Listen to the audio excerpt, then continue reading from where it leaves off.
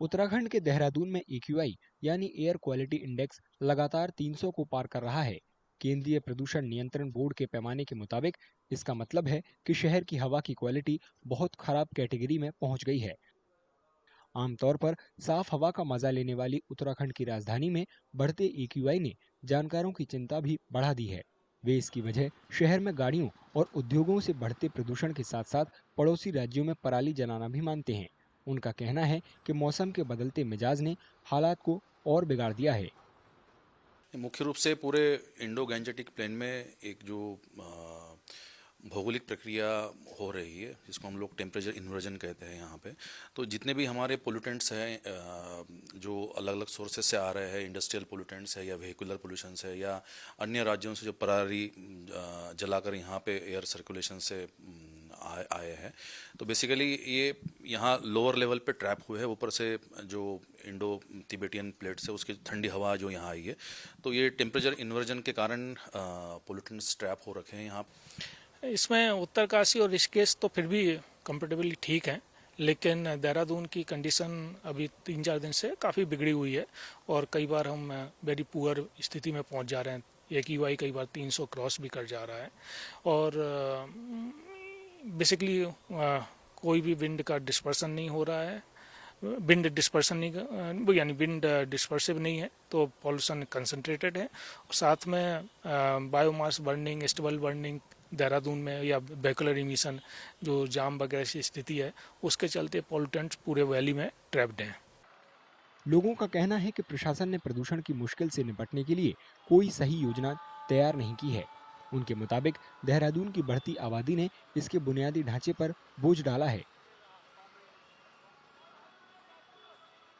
इसका एक बड़ा कारण ये भी रहा कि जो देहरादून की भौगोलिक स्थिति है उसको ध्यान में रख करके सरकारों ने कोई ऐसा एक्शन प्लान नहीं बनाया कि जो सड़कों पर गाड़ियों का दबाव बन रहा है, उससे निकलने वाला धुआं, और जिस तरीके से देहरादून में कूड़ा व्यवस्था को लेकर के जो चीज़ें नहीं बन पाई, और उसके अलावा जो अन्य क्षेत्रों से जैसे पराली जलाने की घटनाएं जो होती हैं, उससे आबो हवा के साथ चीज़ें आती रहती हैं, तो हम उनसे कैसे निपट सकते हैं, उसको लेकर के यहाँ कोई एक्शन प्लान नहीं रहा।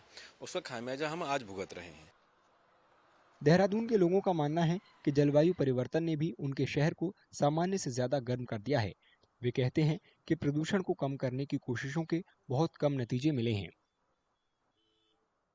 कहने को बहुत सारी एजेंसीज बनी हुई हैं, प्रदूषण नियंत्रण बोर्ड भी है, NGT भी है, समय समय पर पर्यावरण को लेके हाई कोर्ट और सुप्रीम कोर्ट में याचिकाएं भी दाखिल होती हैं, सरकार अपनी तरफ से काम करती है, पर उतना उस तरीके से रिजल्ट सामने नहीं आ पाया जो प्रयास दिखे हैं। इसी वजह से कि आज हम देख रहे हैं कि इस देहरादून के मौसम में कि अक्टूबर और नवंबर के माह में जब कभी हम स्वेटर और कंबल ओढ़ के सोते थे, आज पंखे चलाने पड़ रहे हैं। तो क्लाइमेट में कितना बड़ा परिवर्तन आया है।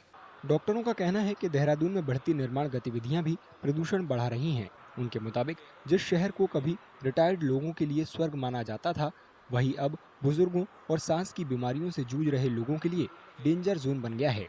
हमारा देहरादून है एक बढ़ता हुआ शहर है, तो ऐसे में यहाँ काफ़ी कंस्ट्रक्शन होता है। दूसरा, ठंडा मौसम भी शुरू हो चुका है, तो ऐसे में जो पोल्यूशन बनता है वो लंबे समय तक वातावरण में रहता है। ऐसे में लेकिन जो हमारे सांस के पुराने मरीज हैं, जिसमें स्पेशली ब्रोंकियल अस्थमा या COPD बोल सकते हैं, या फिर ब्रोंकिक्टेसिस होती है जिसमें फेफड़े गल जाते हैं अंदर से, ये सांस की और भी कोई बीमारी, और इसके अलावा सांस के अलावा भी जिनको किडनी फेलियर है, शुगर की बीमारी है, दिल की बीमारी है या कैंसर की बीमारी है, तो ऐसे यह बड़ी उम्र है, ऐसे में इन लोगों को बहुत ज़्यादा सांस फूलने की या उनकी अपनी बीमारी बढ़ने की आशंका बढ़ जाती है। आने वाले दिनों में देहरादून में बारिश की कोई उम्मीद नहीं है। ऐसे में मौसम विभाग को एयर क्वालिटी में जल्द सुधार की कोई उम्मीद नजर नहीं आती। देखिए, मौसम की बात करें तो अगले 5 से 7 दिन में उत्तराखंड में मौसम शुष्क रहने की संभावना है, तो बारिश की अभी कोई संभावना नहीं है।